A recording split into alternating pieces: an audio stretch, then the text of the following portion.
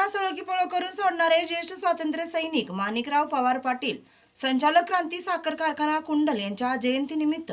सर्वसामान्य कुटुंबातील नागरिकांना शासकीय योजनेचा फायदा व्हावा या अनुषंगाने शासकीय कागदपत्रे वाटप शिबिर आयोजित करण्यात आले। या कार्यक्रमास प्रकाश उर्फ Balasaheb Pawar, chairman MPSC bank कुंडल,